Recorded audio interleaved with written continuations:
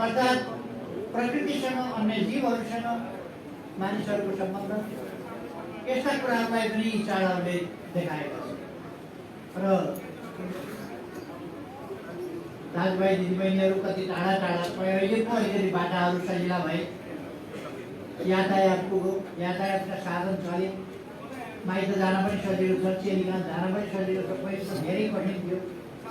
कुनै चाडबाड नहुने हो भने, दसैँ तिहार नहुने हो भने, भाइटिका नहुने हो भने, तीज नहुने हो भने सायद माइती र चेलीहरूको सम्बन्ध नै यति टाढा हुने कि जाने मौकै नमिल्ने अवस्था बन्न सक्थ्यो। तर चाडहरूले गर्दा तीजमा चेली बोलाउनै पर्यो, तीजमा चेली आउनै पर्यो, अनिवार्य गरेपछि भेटघाट दुर्गम भए पनि हुने नै पर्यो।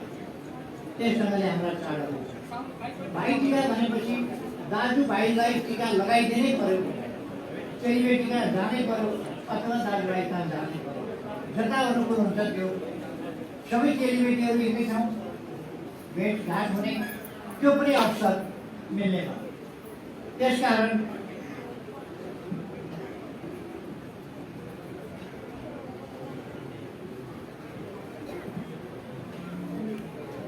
यस्ता चाडहरूको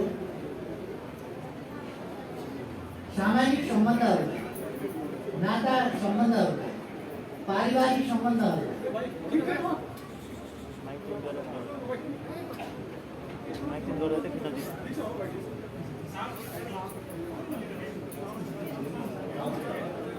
यस्ता सम्बन्धहरूलाई नजिकै ल्याउने, ताजा बनाइराख्ने यस्ता कुराहरूमा हाम्रा चाडहरूको महत्त्व छ। यो मात्रै चाड होइन, यस्ता चाडहरू अनेक चाडको कुनै न कुनै पृष्ठभूमि अर्थपूर्ण सामाजिक सम्बन्धहरू, सामाजिक सुव्यवस्था यी कुराहरूसँग सम्बन्ध छ। आज यसै सन्दर्भमा हामी तिहारको नजिक पारेर यो भेटघाट कार्यक्रम र शुभकामना आदान प्रदान कार्यक्रम शुभकामना आदान प्रदान कार्यक्रमहरू गरिरहेका छौँ। मैले विश्वास लिएको छु यसले आफन्तहरूका बिचमा र राजनीतिक आफन्तहरूका बिचमा, आज यस कार्यक्रमले राजनीतिक आफन्तहरूका बिचमा पनि सुमधुर सम्बन्ध बनाउन, जिल्लाका विभिन्न कुनाबाट आएर काठमाडौँका विभिन्न ठाउँमा विभिन्न पेसा व्यवसाय उमालेर बसेका साथीहरूलाई एक ठाउँमा ल्याउन, फेरि परिचित गराउन, कोहीसँगै पढेका साथी होलान्, कोहीसँगै जागिर खाएका साथी होलान्, कोहीसँगै हिजो गोठालो गरेका साथीहरू होलान्, कोही घरमा कर्म ऐँठो पैठो गरेका साथीहरू होलान्। विभिन्न ढङ्गले चिन्जान भएका र नभएकाहरूसँग पनि भेटघाट गर्ने यसो अवसर मिलेको छ। यसो चाडले एउटा मौका के पनि दिँदो रहेछ भने मलाई पनि यहाँ आएर तपाईँहरूका बिचमा यस चाडको शुभकामना आदान प्रदान गर्ने र तपाईँहरूले जिल्लामा जुन एकता कायम गर्नुभएको छ। देशमा राजनीतिक लडाइँ पनि छ, देश बनाउने देश बिगार्ने, आफू बन्ने देश बिगार्ने कि देश बनाउने आफूभन्दा माथि देश हो, देश बनाउने यस बीचमा यी शक्तिहरूका बीचमा, देश बनाउनु पर्छ भन्ने शक्तिहरूका बीचमा र देश होइन आफू बन्नुपर्छ भन्ने शक्तिहरू लडाइँ छ। मैले एकजना उच्च पदस्थ कर्मचारी भेटेको थिएँ। अहिलेका नवनियुक्त एकजना मन्त्री नियुक्त भएर आएपछि शुभकामना दिन उच्च पदस्थ कर्मचारी शुभकामना दिन जानुभएछ। शुभकामना दिँदा मन्त्रीलाई उहाँले भन्नुभयो, अब नियम कानुन अनुसार देशको हितमा हामी समर्पित भएर काम गर्छौँ हजुर भनेर मन्त्रीलाई भन्नुभयो। तपाईँले के कुरा गर्नु? म जोगी हुन आएको यहाँ, म जोगी हुन आएको, मलाई सिकाउने, तपाईँ पनि गर्नुहोस् मलाई पनि बनाउनु भनेर मन्त्रीले हप्काएछन्। ती कर्मचारी त शुभकामना दिन गएको कम्प्लेनमा भुइँमा बसारिए जस्तो भएर मैले कुरा बुझिनँ। हजुर अब कानुन बमोजिम बाहेक त म गर्न सक्दिनँ, हस् नमस्कार शुभकामना छ भनेर हिँडेछ। अब यस्ता मन्त्री नियुक्त यो कुनै कथा हो? प्रचण्डले हाल्ने गर्छन् नि कथा।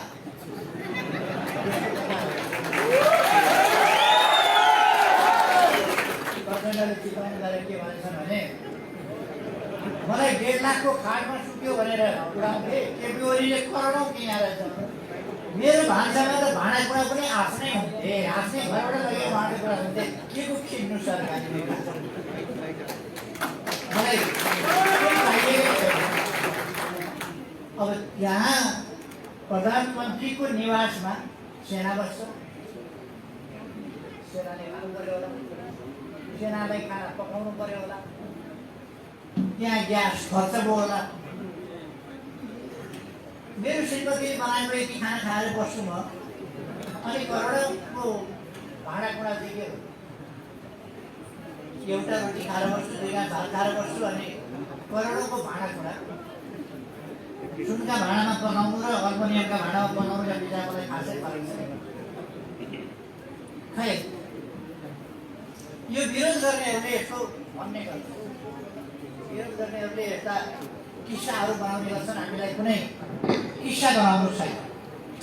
त्यसकारण मैले साथीहरूलाई भन्न खोजेको,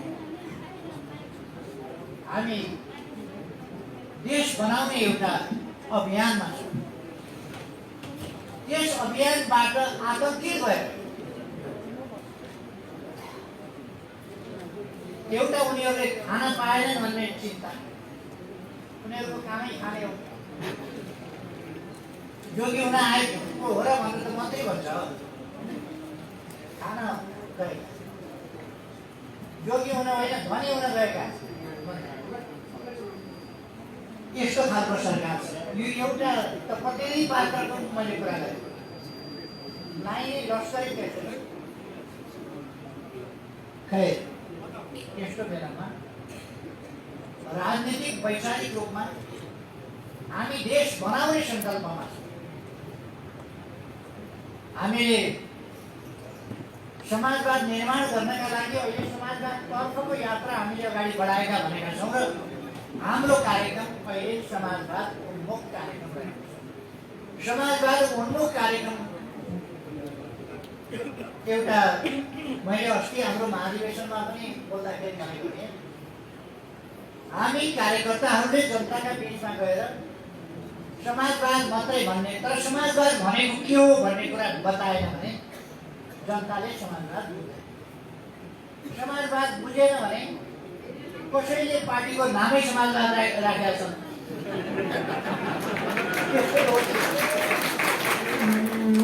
फुटेर गएको चोइरोले एकीकृत नाम राख्छ, त्यस्तै हो भन्ने अनुभव हुन्छ मान्छे। त्यसकारण हामीले भनेको समाजवाद के हो भन्दा देशबाट गरिबी हटाउनु पर्दछ, समृद्धि ल्याउनु पर्दछ।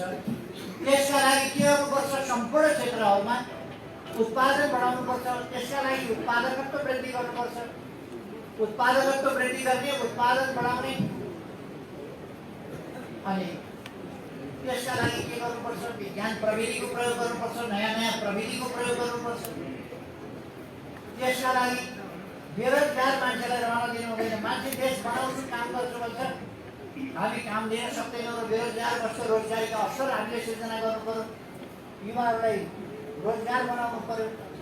युवाहरूलाई रोजगार बनाउनु या नेपाली जनतालाई रोजगार बनाउनु या रोजगारीका अवसर दिनु भनेको एउटा, उसले सम्पन्नता हासिल गर्छ, उसको आम्दानी बढ्छ। आम्दानी बढेपछि उसले छोराछोरी पढाउन सक्छ। मान्छे शिक्षित भयो। रोजगारी दिनुको अर्थ रोजगारीमा मात्रै सीमित छैन। रोजगारी दिएपछि उसको आम्दानी हुन्छ, आम्दानीले उसले छोराछोरी पढाउँछ। बुढाबुढी, हजुरबा हजुरआमा, बाआमाहरूको स्याहार सम्भाल गर्छ।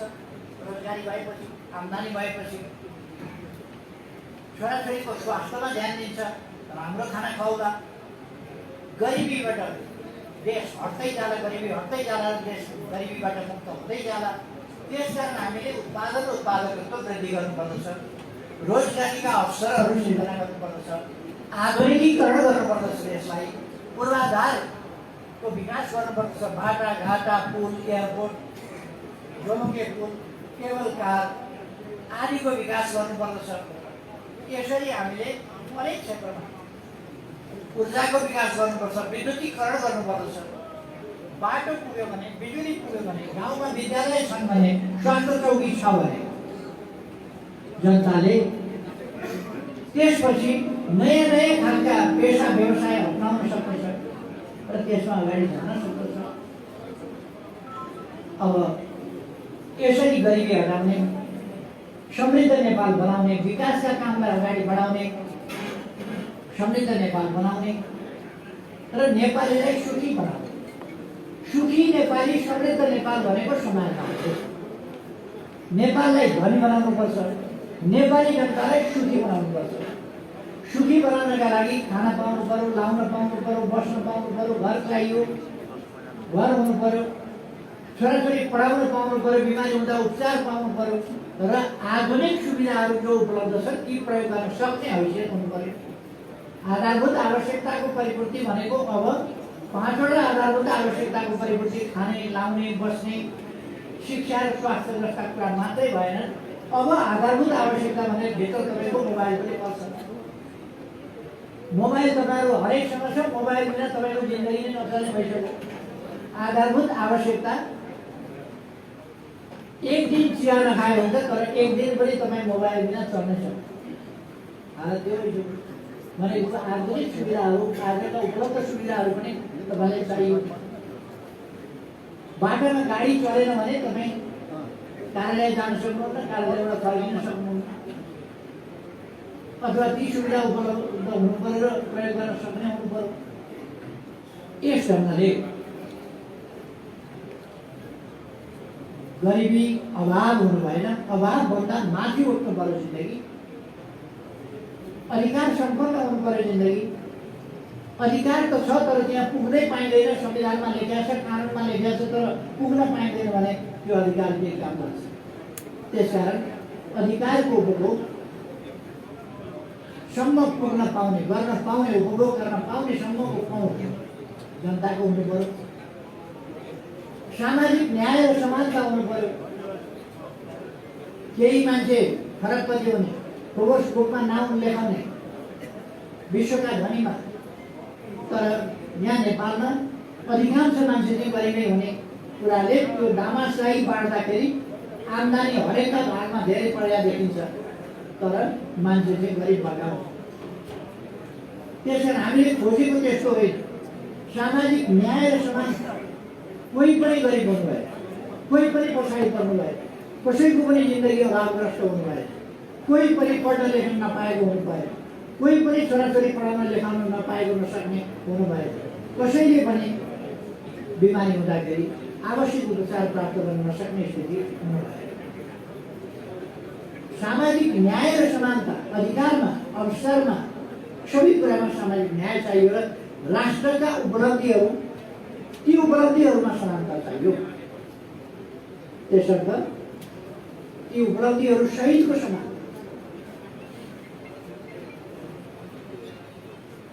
अरू अनेक प्रकारका असमानताहरू छन्।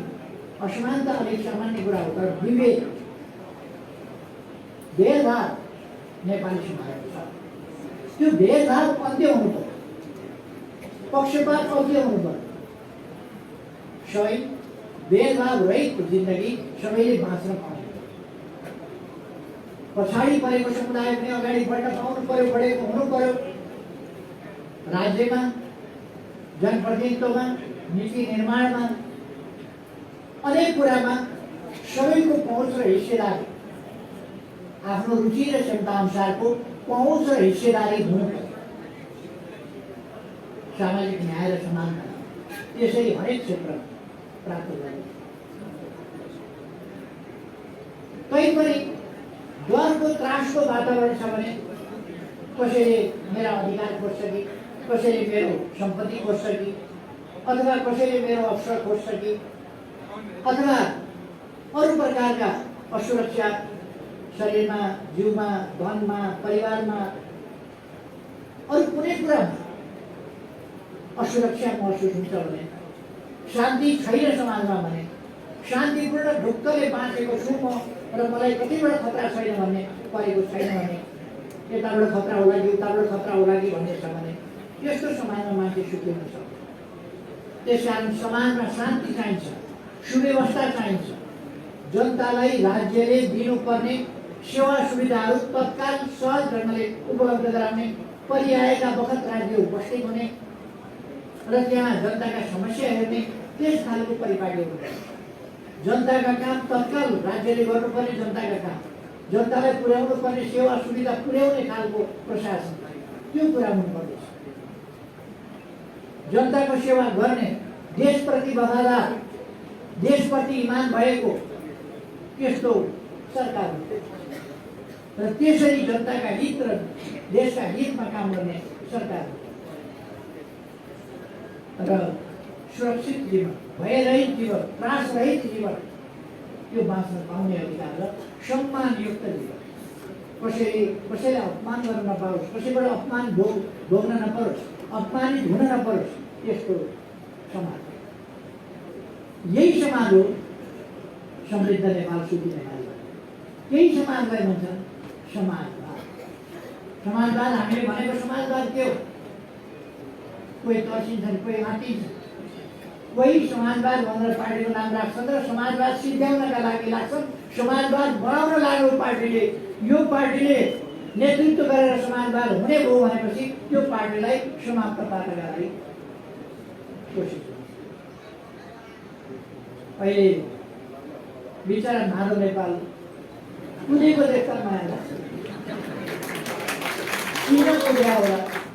कहिले पोखरा, कहिले धरा, कहिले धनकुटा, कहिले बागलुङ, कहिले कहाँ हातमा टोपी लिएर कुद्या छ। किन कुदेको तपाईँलाई थाहा छ? देश बनाउनु होइन, एमाले बिगार्नका लागि कुद्या छ। यो एमाले बिगारेर राणा शासनमा यो जन्मिएको, यसलाई कृष्ण जस्तै जन्मिने बित्तिकै मार्न खोजेको थियो, मार्न सकेन। त्यसपछि काङ्ग्रेसको नेतृत्वमा सरकार बन्यो 8 सालमा। 4 वर्ष प्रतिबन्ध लगाएर दमन गर्दा, सानैमा बच्चै हुँदा टुकुटुकु हिँडेका बेला यो पार्टीलाई मास्न सकेन। देश दुनियाँका प्रतिक्रियावादी शक्ति लागेर 2008 साल माघ 1 गते मातृका प्रसाद कोइराला काङ्ग्रेसको सभापति प्रधानमन्त्री भए। 4 गते भारत गए। भारत 4 गते गएर 11 गते फर्किँदा भारतका सेना उत्तरी चेकपोस्टमा लगेर 17 ठाउँमा, पूर्वदेखि पश्चिमसम्म 17 ठाउँमा राख्ने सम्झौता गरेर चेकपोस्ट भारतका सेना, दक्षिणका सेना उत्तरमा लगेर उत्तरको छिमेकीका पहरेदार बनाएर राख्ने, त्यो बुद्धिका अनि राष्ट्रवादी, देशभक्त, स्वाधीनताका पक्षधर, सार्वभौम सत्ताका पक्षधर एमालेलाई सहन्छ काङ्ग्रेसले। अनि कम्युनिस्ट पार्टीमाथि प्रतिबन्ध लगायो। यो सब भएन भन्ने बित्तिकै प्रतिबन्ध लगायो। जबसम्म काङ्ग्रेसको शासन रह्यो, 4 वर्ष मातृकाको नेतृत्वमा, 9 साल, 10 साल, 11 साल, 12 साल, 4 वर्ष कम्युनिस्ट पार्टी प्रतिबन्धित रह्यो, समाप्त भयो। टङ्कप्रसाद आचार्य काङ्ग्रेस झर्यो। टङ्कप्रसाद आचार्य प्रधानमन्त्री भएपछि टङ्कप्रसाद आचार्यले कम्युनिस्ट पार्टीमाथिको प्रतिबन्ध ज्यादा थियो, टुक्का गर्नुपर्छ भनेर तत्काल गर्यो। काङ्ग्रेस यस्तो लोकतान्त्रिक पार्टी जो सहयात्रीलाई प्रतिबन्ध लगाउँछ, दक्षिणपन्थी प्रतिक्रियावादीहरूलाई बोक्छ, भणुवा बिगारुवाहरूलाई बोक्छ, जस्तो अहिले बोकेको छ। यो काङ्ग्रेसको आजको मात्रै चलेको होइन। देश भणुवाहरू, देशका समस्याहरू, बिगारुवाहरू हो, त्यस्ताहरूलाई काङ्ग्रेसले उहिलेदेखि बोक्यो। यो 7-8 सालदेखि गरेँ मैले। काङ्ग्रेसको प्रधानमन्त्री हुने बित्तिकै माघ 1 गते काङ्ग्रेसको प्रधानमन्त्री हुन्छ। माघैबाट कम्युनिस्ट पार्टीमाथि प्रतिबन्ध काङ्ग्रेसले लगाउन सकेन। 2/3 ल्याएको 15 सालमा काङ्ग्रेसले त्यसले सकेन। 46 सालपछि कङ्ग्रेसको बहुमत आयो। 30,000 कार्यकर्ता, नेकपा एमालेका 30,000 कार्यकर्तामाथि देशभरि मुद्दा लाग्यो। सिन्धुपाल्चोकमा कतिवटा मुद्दा लागेको थियो तपाईँलाई? सार्वजनिक अपराध भनेको छ, के भनेको छ? काङ्ग्रेसले तपाईँहरूलाई पुग्छ, तपाईँहरूमाथि नै मुद्दा लाउँछ। काङ्ग्रेसमाथि मुद्दा दर्तै लाग्दैन, दर्तै गर्न दिँदैन। अनि एमाले माथि मुद्दा दर्ता गरिहाल्छ। दुईटा मुद्दा हामीले दर्ता गर्नुभयो, कुनै उनीहरूले कुटे भनेर गयो भने नगरी नहुने अवस्था भयो भने उताको पनि कुटे भन्ने मुद्दा। दुईटा मुद्दा हालेपछि मिलापत्र गर्नु पर्यो भनेर सिडिओ र पुलिस धाको धाइ गरेर मिलापत्र गाउँका मान्छेहरूलाई दबाब दिए। अहिलेको मात्रै होइन, अर्थात् मैले भनेको के भने उस बेलादेखि कम्युनिस्ट पार्टीलाई सिद्ध्याउँछु भन्दा जति कम्युनिस्ट पार्टीलाई पछाड्छ भकुण्डो जस्तै जति धेरै पछाड्छ त्यति मात्रै भकुण्डो पछाडे जस्तो उहिले पनि धेरै पल्ट पछाड्न खोज्यो, झन् पछाड्यो झन् पछाड्यो भने झन् मात्र। अब काङ्ग्रेसले सकेन, राणाले सकेन, राजतन्त्रले सकेन, राणा खायो, काङ्ग्रेसलाई पनि अलिअलि टाउको माग्यो, माग्यो खाँदै त्यही सिटमा झारिदियो भने त काङ्ग्रेसलाई खाँदै राजतन्त्र खायो। सबै सिद्ध्याएर आएको पार्टीलाई सिद्ध्याउँछु भनेर अब लाग्नेको भने माधव नेपाल देशभरि दौडाइ गरेर कुदेर बुढेसकाललाई चुलाएर घर बस्नु नि पार्टी छोडेको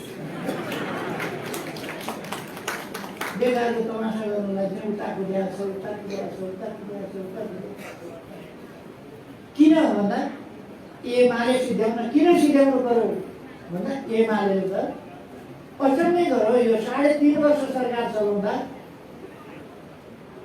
कोभिड लागेको छ, विकास भइरहेको छ, कोभिड लागेको छ, धरारा उठिरहेको छ, कोभिड लागेको छ, एकीकृत बस्तीहरू बनिरहेका छन्, कोभिड लागेको छ, पुनर्निर्माण कार्य अगाडि बढेको छ, स्कुल बनेका छन्, कोभिड लागेको छ। कोभिडका बेला 210वटा बाटो एकैचोटि सुधार्नु पर्यो। अभियान विकास 210वटा बाटो एकैचोटि सुधारेको छ देशमा। 396वटा अस्पताल एकैचोटि सुधारेको छ।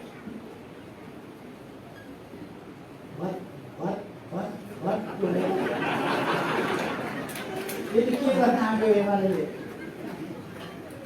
रानी पोखरी बनाएको बनाइछ, दरबार हाई स्कुल बनेको बनाइछ, यता बसन्तपुर बनेको बनाइछ, उता पाटन बनेको बनाइछ, यता धरारा उठेको उठै छ, उता आर्मी हेडक्वार्टर त्यत्रो बनेको छ, यता एउटा विश्वविद्यालय सुरु गरेको छ, उता रङ्गशाला, उता सभा हल।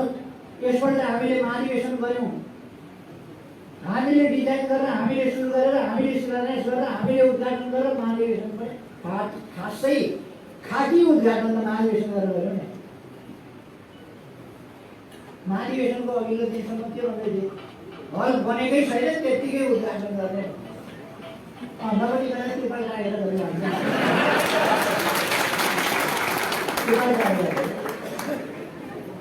अनि रातारात के जादु गरेर हामीले निकाल्यो, सोच्नु पर्छ कथामा जस्तो। त्यस कारण यो हाम्रो विकासको अभियान देखेर हाम्रा विरोधीहरू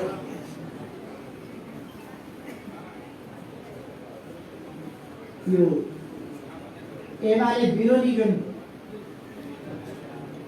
यो एमाले विरोधी भनेको वास्तवमा देश विरोधी हो, राष्ट्रियता विरोधी हो। किनभने किन एमाले सरकार ढाल्नु पर्यो? कुन दिनदेखि नढाली नहुने कसम किन खानु पर्यो यिनीहरूले भने जब निम्तिया बुढाले बुढे कालापानी सामेल गरेर नक्सा छापियो, यिनको मन चाहिँ नि यिनको छाती मुटु मात्रै होइन, सिनै छाती कलेजो फोक्सो सबै भुरभुर जायो। तपाईँहरूले सुन्नु होला, सम्बन्ध बिगार्यो, अन्तर्राष्ट्रिय छिमेक सम्बन्ध बिगार्यो, जमिन छोडिदिएर सम्बन्ध सुधार।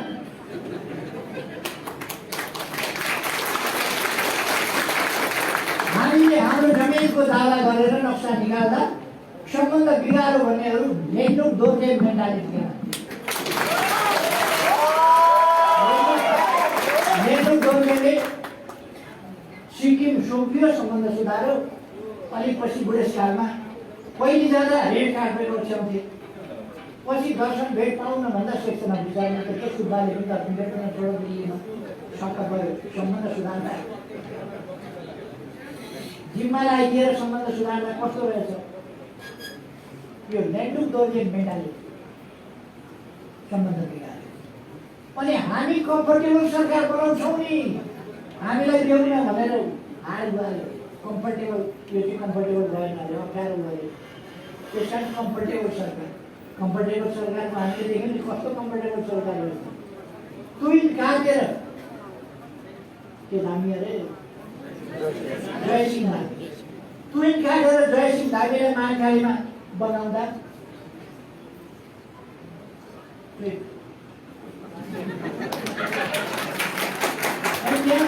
ट्विन काट्यो अरे नि, पत्रकारहरूले नबोल्नुहोस् है, नबोल्नुहोस्, पत्रकारहरूले नबोल्नुहोस् भने ट्विन काट्यो, मान्छे खसाइयो। के हो भन्दा गृह मन्त्रालयबाट परिपत्र जारी गर्छ, नबोल्नुहोस्।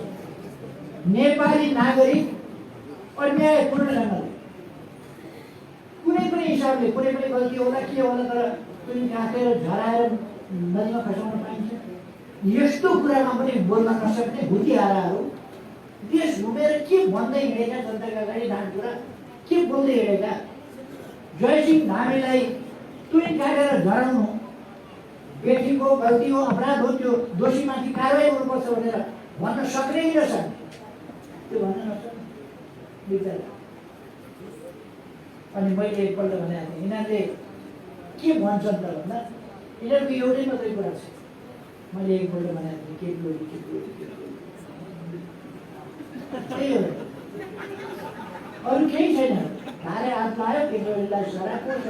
किन केपी ओलीलाई सरापेको भन्दा केपी ओलीले एमालेको मनोबल उठाउने काम गर्छ, जनताको मनोबल उठाउने काम गर्छ, विकासका सपना देखाउने काम गर्छ, त्यो सपनाको त्यस कारण सिद्धियो। म अस्पताल गएँ भनेपछि यिनीहरूको चेहरा सुझाएर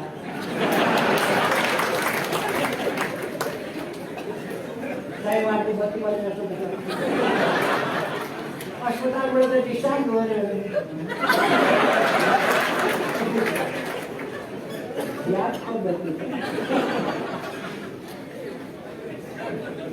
यिनीहरूको राजनीति के थियो?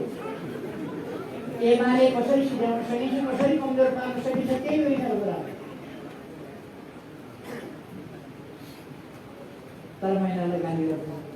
एक त यो शुभकामना आदान प्रदान त्यसमा गर्ने गाली गर्छु, कुनै गाली गर्दैन। यिनीहरूको मतिको मात्रै पुग्यो। विदेशी दुःख पाएका छन् भनेर चिन्ता किन पुग्यो? तपाईँहरूले एउटा उत्साहको वातावरण ल्याउनु भएको छ। सिन्धु पाल्चोक एक,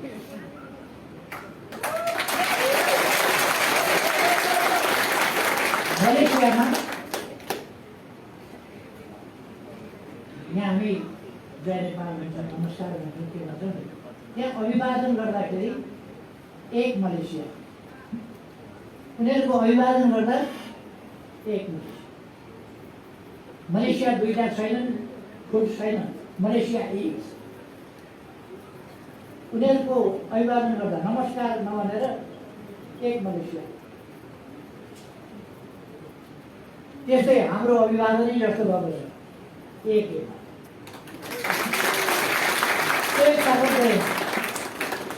अलिक दिनसम्म माधव नेपालले एमालेका दुई चारवटा प्वाख टाँसेर आफूलाई एमाले भने भित्तामा देख्नु होला नि तपाईँले। माधव नेपालले गरेका भेलाहरू नेकपा एमालेको राष्ट्रिय भेलाहरू हुन्छ, नेकपा एमालेको कुनै के भेला हुन्छ, एमालेको के भेला, एमालेकै नाउँमा मान्छे अल्मल्याउन सकिन्छ नि भनेर त्यो कलाकारहरूले एउटा गीत गाए नि, साई पनि एमाले मै पनि एमाले। त्यस्तै गरेर त्यो गीत त एमाले सबै हौँ भन्नका लागि गरेको थियो। उनले चाहिँ झुक्क्याउनका लागि म पनि एमाले एमाले रहेछन् कि के रहेछन् अहिले देखिएन। उनलाई उनका लागि एउटा स्वागत गेट बनाइयो, एउटा महल बनाइयो, सोफाहरू स्वागत गरेर बसाउने आराम गराउने सोफाहरू बनाइयो। तपाईँहरूले सुन्नुभयो होला नि, 10 बजे सुन्नु भएन, अनि 1.5 सुन्नु भएन। यी सबै के भने गेट महल यी सबै माधव नेपालका लागि बनेका थिए। मानव नेपाललाई जान नदिन आउनका लागि गेट बनाएर फर्किन्छन्। फर्किने ठाउँ चाहियो भनेर बन्द ठाउँ 10 बुँदे 1.5 2 1 सबै गऱ्यौँ। गरिसकेपछि उसले मान्दैन। हामीले भन्यौँ उसले नमाने केही छ। हाम्रो मात्रै सम्पत्ति हो यो। अब उनको र हाम्रो बिचको कुरा होइन। उनको र हाम्रो बिचको सिद्धियो हाम्रो मात्रै सम्पत्ति हो यो। हाम्रो मात्रै प्रतिबद्धता हो। हामी 10 बुँदेको कार्यान्वयन गर्छौँ, रचनात्मक ढङ्गले कार्यान्वयन गर्छौँ, सृजनात्मक ढङ्गले कार्यान्वयन गर्छौँ र अगाडि बढ्छौँ। मुख्य उद्देश्य फेरि पनि एकता। मुख्य उद्देश्य पार्टी एकता हो। एकताका लागि जेठ 2 मा पनि आवश्यकता अनुसार फर्किन्छौँ। त्यो कठपुतली ढङ्गले के अरे कठपुतलावादी ढङ्गले जडसूत्रवादी ढङ्गले होइन, रचनात्मक ढङ्गले काहीँ पर्छ जरुरी छ फर्किन्छौँ, जरुरी छैन फर्किँदैनौँ। मुख्य कुरा के हो हाम्रो भने कमरेडहरूले पनि यो राम्ररी बुझ्नु भयो। मुख्य कुरा चाहिँ पार्टी एकता। यो सबै हामीले किन गर्नु पर्यो? पार्टी एकता। पार्टी एकता मुख्य। पार्टी एकताका लागि जे गर्नुपर्छ गर्ने, तर हरेकले पार्टी एकता मुख्य कुरा हो भनेर गर्ने, त्यो बुझेर गर्ने। जेठ 2 जस्ताको तस्तै जेठ 2 त्यस यता पार्टी एकीकरण भयो। माओवादी केन्द्रका साथीहरू अहिले पुष्पकमल दाहाल आफ्नो गुट लिएर अलग भए पार्टीबाट। एकीकृत पार्टी छँदैछ। माओवादी कार्यकर्ता हिजो जो माओवादी केन्द्रबाट एकीकृत हुनुभएको थियो उहाँहरू हामीसँग हुँदै हुनुहुन्छ। कतिपयलाई लिएर गएका थिए पुष्पकमलले, फेरि अहिले हामी फर्काउँदैछौँ। आत्यासन पुष्प बरबराउँदैछ। एकजना डाक्टरले बाइपोलर भन्नुभएको छ। बाइपोलर गडबडी अरे त्यो एउटा पोलर मात्र होइन कि बाइपोलर। त्यो यसो भइरहेको थियो क्या त्यो बाइपोलर गडबडी। कहिले यता कहिले यता कहिले यता कहिले यता यताको पहिला भारी हो कि शब्द हो कि विशेष हो कि शब्द हो कि त्यो बाइपोलर। मैले भने अब म डाक्टर पनि हो, तर डाक्टरले भनेको बाइपोलर। त्यो के हो बाइपोलर? त्यो डाक्टरले जान्नुहुन्छ कि मलाई, तर उहाँलाई त्यस्तो किन भइरहेको? खैर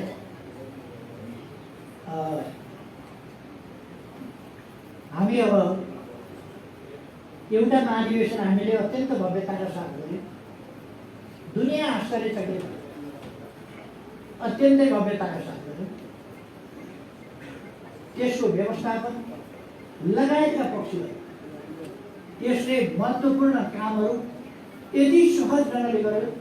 हाम्रा नीति निर्माण, हाम्रो विधि निर्माण, हाम्रा विधान निर्माण, हाम्रा संगठनात्मक प्रश्नहरूको निरूपण, यी सबै कुराहरू 6345 जना प्रतिनिधि उपस्थित भए। सर्वसम्मति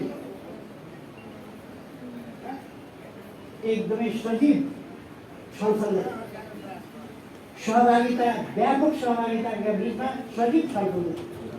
त्यसरी हामीले भव्य ढङ्गले महाधिवेशन। अरूको हेर्नुहोस् त महाधिवेशनको हालत के छ। 5 वर्षभित्र गर्नुपर्ने गर्न नसक्ने, त्यसपछि 6 महिनामा गर्नुपर्ने गर्न नसक्ने, निर्वाचन आयोगले दिएको 6 महिनाभित्र अहिले पनि 13वटा जिल्लामा बल्ल जिल्ला अधिवेशन भएको छ। प्रतिनिधि छनौट भएको होला। बाँकी नै छ। अहिले 9, 10, 11 कहिले गर्ने भनेको त्यो पनि नसक्ने भनिसक्यो। यो कुनै हिसाबले काङ्ग्रेसले रीति पुर्याउने कुरा हो। महाधिवेशन आयोजना गर्ने क्षमता नै कङ्ग्रेससँग समाप्त हुन्छ। महाधिवेशनै आयोजना गर्न नसक्ने हालतमा, अशक्त हालतमा काङ्ग्रेस बुढो भयो। काङ्ग्रेस पार्टी बुढो हो क्या, विचार बुढो भयो, केही पनि छैन। महाधिवेशन गर्न सक्ने हाम्रो पार्टी अब अस्ति हामीले असोज 15-17 एउटा महाधिवेशन भव्यताका साथ गऱ्यौँ। विधान महाधिवेशन, त्यो पनि 6345 जना प्रतिनिधि उपस्थित भए। अब अर्को महाधिवेशन गर्दैछौँ मङ्सिर 10, 11, 12 गते। मङ्सिर 10, 11, 12 गते अत्यन्तै भव्यताका साथ हामी महाधिवेशन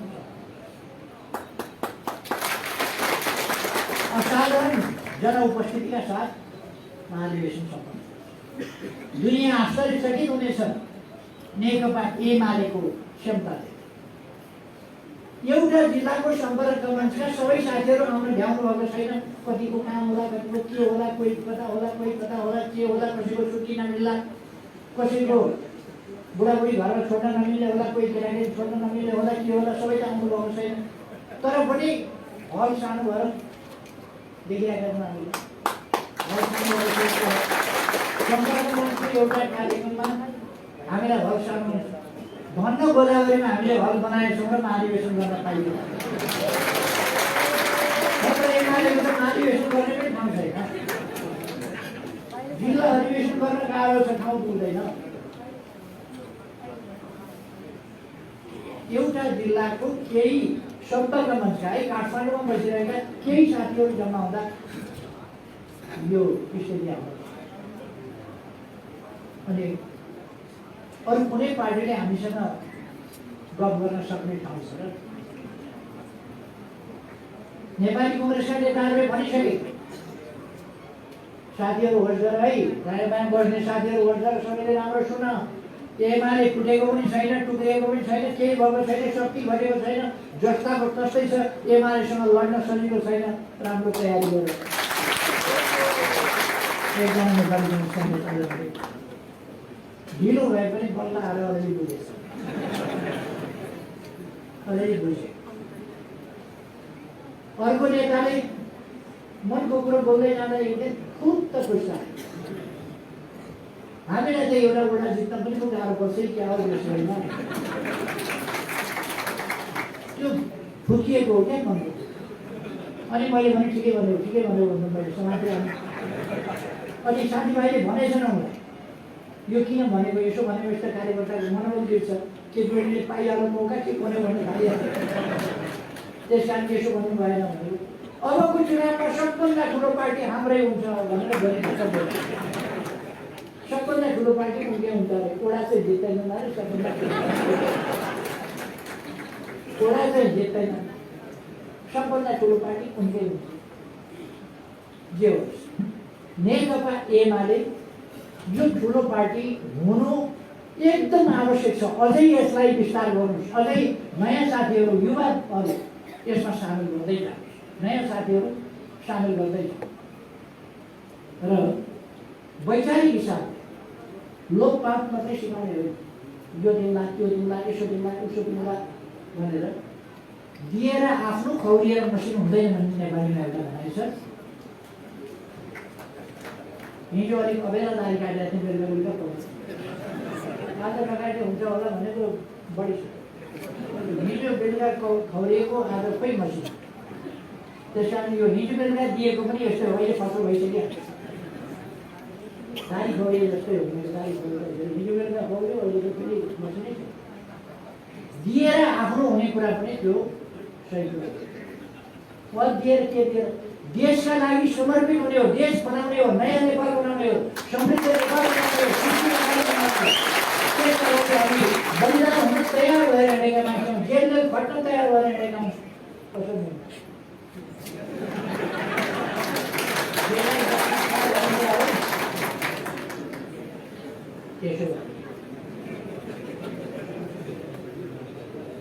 हाम्रो भावना, राम्रो भावना कहिल्यै पनि पुरानो हुनु हुँदैन। राम्रो भावना पुरानो हुनु हुँदैन र नयाँ भावना घुस्नै, नयाँ भावना भनेको खराब भावना नयाँ भएर घुस्न पाउनु हुँदैन। हामीभित्र त्यागको भावना, बलिदानको भावना, देशप्रतिको समर्पणको भावना, जनताप्रतिको समर्पणको भावना, आन्दोलनप्रतिको समर्पणको भावना, त्यो भावना। त्यसका लागि मजबुत पार्टी चाहिन्छ। मजबुत पार्टीका लागि हामीले नयाँ पार्टी विस्तार गर्ने, पार्टीलाई नयाँ नयाँ ढङ्गले विस्तार गर्ने र मजबुत सुदृढ सङ्गठन बनाउने, सुदृढ सङ्गठन बनाउन तपाईँ हामी सबैको एकता छ। एकता एक पाइको हिसाब गरेर होइन, समझदारी गरेर। यहाँ यसो भयो, उसो भयो, यसो भएन, मलाई चाहिँ यसो भएन, यो पुगेन, यस्तो गर्न थालियो भने एकता अलिक समझदारी राखेर चल्यो भने अहिले ठिकै छ।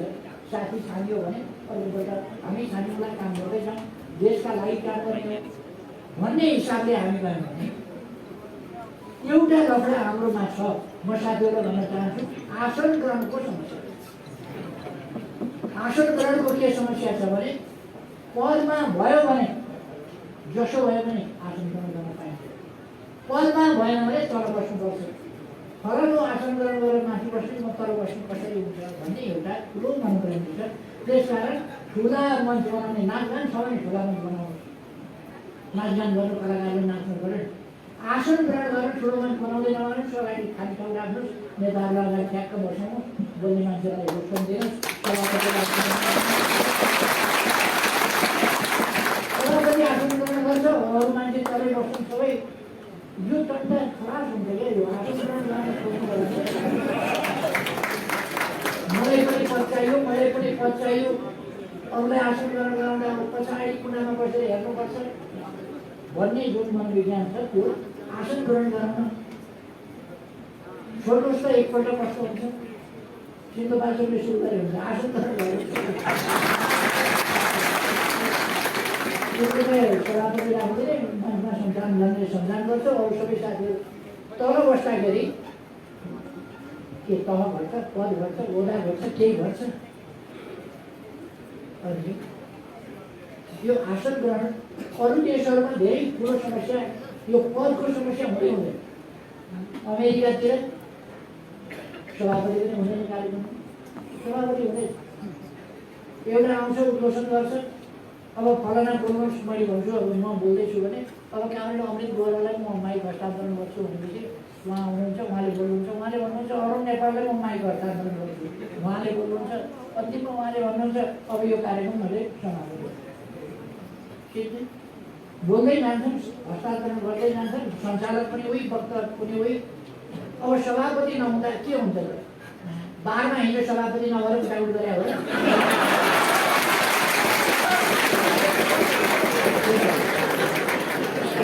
सभापति नभएर उठाउट त भएको होइन, सभ्यता नभएर उठाउट।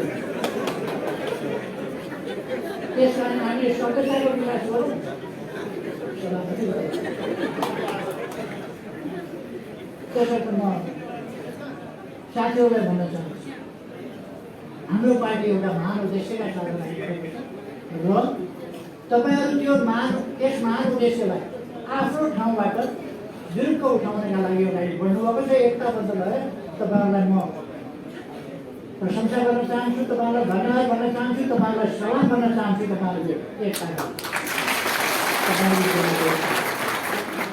यो जिल्लाको एकताले के भन्नुभएको मैले बुझिनँ। अध्यक्षले, जिल्ला अध्यक्षले के भन्नुभयो, 2 तिहाई मात्रै पालिका जित्छौँ के भन्नुभयो मैले बुझिनँ। अनि 2 तिहाई वडा मात्रै, 1 तिहाई कसलाई छोड्नु, को छ जित्न लायकको? 1 तिहाई जित्न लायकको को छ? 1 तिहाई होइन, एउटा पनि छोड्नु।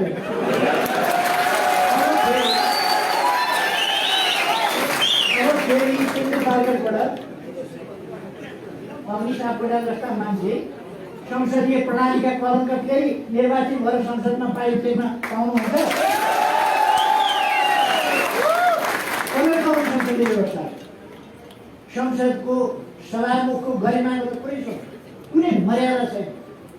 नेकपा एमालेका विरुद्धमा षड्यन्त्रमा सामेल भएर पदीय भूमिका, पदीय गरिमा, त्यो सबै कुरालाई बिर्सिएर तिलाजरी दिएर सरकार हुँदा संवैधानिक परिषदका बैठकमा उपस्थित भएर निर्णय गर्न योगदान गर्नुपर्ने त्यस्तो व्यक्ति अनुपस्थित हुने,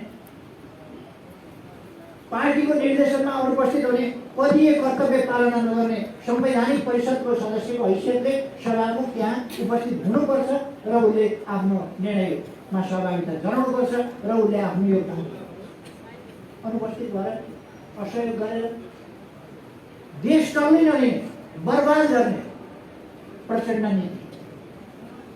प्रचण्डको नीति भनेको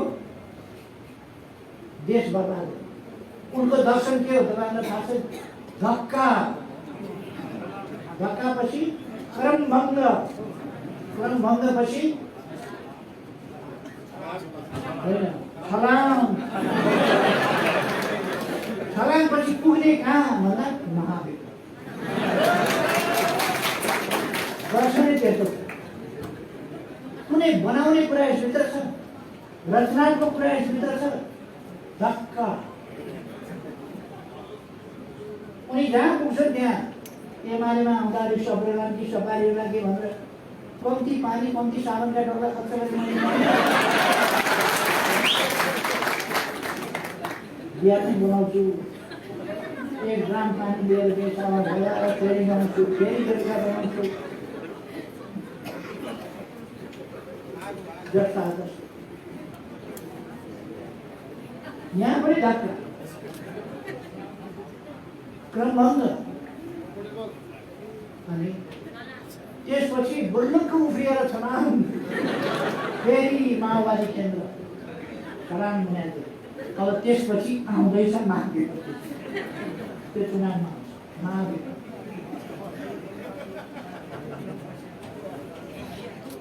त्यसकारण म साथीहरूलाई आग्रह गर्न चाहन्छु, सिन्धुपाल्चोकले यसपल्ट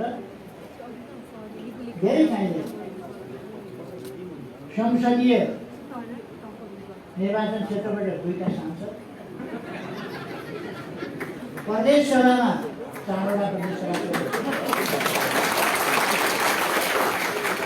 प्रत्यक्षमा भन्दा समानुपातिकमा अझ बढी भोट, सबै पालिकाका प्रमुख उपप्रमुख वडा अध्यक्ष र सदस्यहरू सहित। अनि उत्पत्ति दिन त हामीले नल्याए के गरेर दिने त्यस्तो त भन्नै हुनुहुन्न। एक चाहिँ अगाडि सोचेको भन्ने हुँदैन। मान्छेले जनताले खोज्ला नि त फेरि एफटीआईमा यो दिएको रहेछ योग्य नै छैन, कोही भ्रम पर्नै हुँदैन। उठ्ने पार्टीको त काङ्ग्रेस होइन, काङ्ग्रेस सिन्धुपाल्चोकमा सके बेकार हो। काङ्ग्रेसले कस्ता कस्ता मान्छे छन्, सिमानामा कस्ता छन्, कता कस्ता छन्, सिमानाका कारोबार कस्तो गर्नेहरू छन् त्यो चिनिया छैन। माओवादी के होला, माओवादीले मान्छे चिनिएन, देखिएन, भोगिएन, ती पनि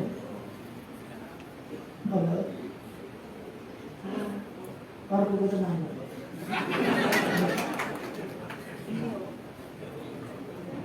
त्यसकारण यी कामहरूमा, यी देश बनाउने महान उद्देश्यमा यसपल्ट हामीले देशी विदेशी प्रतिक्रियावादीहरूले के ठानेका छन् भने एमाले टुक्र्याइयो, फुटाइयो, विभाजन गरियो, के गरियो, एमाले ध्वस्त पारियो, अनेक गरियो भन्ने ठानेका छन्। हाम्रो सरकार ढलाएर राम्रै नै हो कि क्या हो, हामीले संगठन फेरि राम्ररी ताजा ढङ्गले संगठन गर्ने समय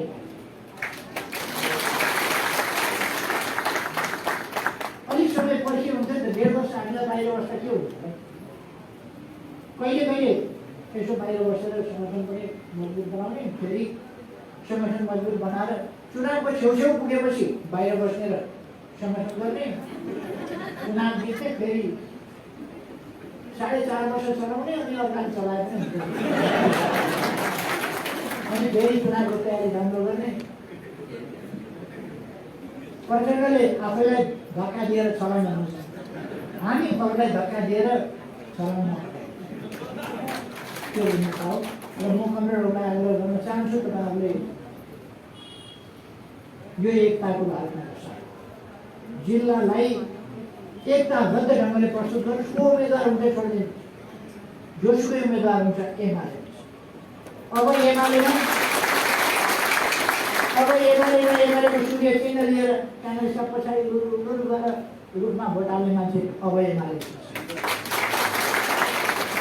त्यसको पनि हामीले देख्यौँ, तर म कमरेडहरूलाई भन्न चाहन्छु अब त्यस्तो छैन। एमाले सूर्य चिन्हबाट लड्ने, एमालेका कार्यकर्ताका जुत्ता फटाएर लड्ने, पसिना बगाएर लड्ने, कतिपय ठाउँमा भोकै नाङ्गे हिँडेका छन्, कतिपय ठाउँमा कुटाइ खानु परेको छ, भिडन्त हुनु परेको छ, घाइते हुनु परेको छ। त्यसरी कार्यकर्ताले जिताएर पठाउने, माथि गइसकेपछि कता जान्छन् माधव नेपालहरू भनेर यसो हेरेर कता गए भनेर पछाडि बसेर सुटुक्क पछाडि माथि उताको ढोकाबाट मुसुक्क गरेर चाहिँ रुखमा भुटाएको लाज शरम छैन फेरि। केपी ओलीको नेतृत्वमा पार्टी बिग्रिन आँट्यो अरे, पार्टी चाहिँ दक्षिणपन्थी हुन आँट्यो अरे, त्यसलाई क्रान्तिकारी बनाउन काङ्ग्रेसका पछि लाग्यो।